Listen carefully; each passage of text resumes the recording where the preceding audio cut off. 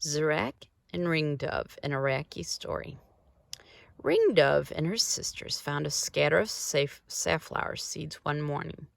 They started pecking, so happy to have a delicious breakfast that they didn't notice a net in the grass beneath their feet. Suddenly, the net closed round them and they were trapped. Ring-dove's sisters flapped and fluttered in a panic.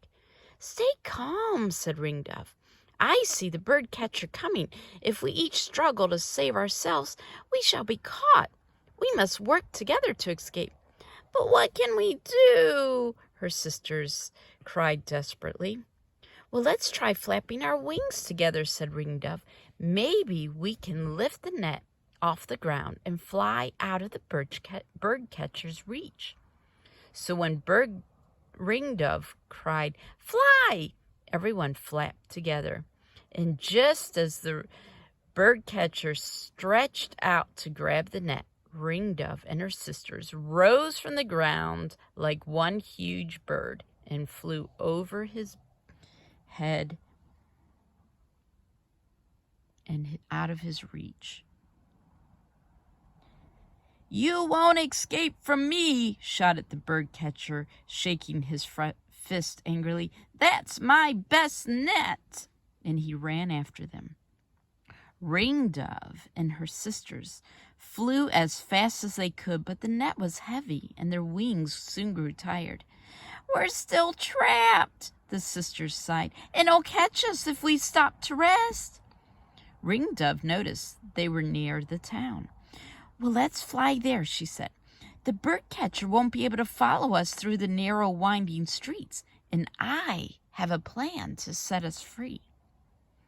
So with all the strength they could muster, Ring-dove and her sisters flew on together over the town wall to a quiet alley where they fluttered down and lay exhausted in the net.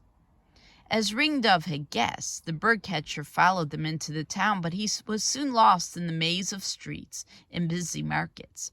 When he realized that he'd never find the birds, he gave up at last and went home. Meanwhile, Ring-dove's sisters felt sorry for themselves.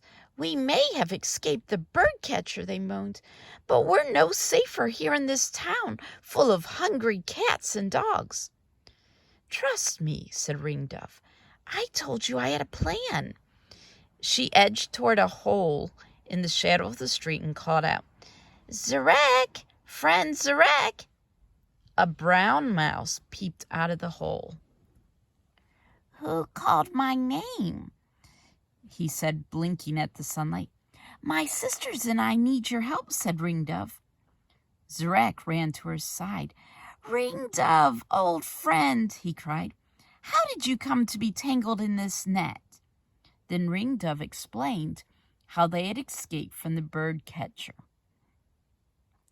At once, Zirak set about chewing the net to free his friend. The sisters flapped and fretted. "Bite here," they urged him. "Get me out first." But Zirak ignored them and continued to make a hole for Ring-dove. "Save my sisters first, Zirak," whispered Ring-dove. "Leave me until last." "But they are selfish," exclaimed Zirak. "They don't care about each other." "Well, if you save me first, you may grow tired and leave them behind," said Ring-dove. "But I'm sure that if you leave me until last, you won't abandon your friend." Zirak chuckled to himself. "You're right, dear Ring-dove," he said. "I don't care about the fate of your silly sisters, but your kindness to them makes me love you even more." So he chewed the net until he had freed the sisters, and at last Ring-dove herself. And there was just time for the two friends to say goodbye before a cat scampered up the alley and sent them all scurrying home. The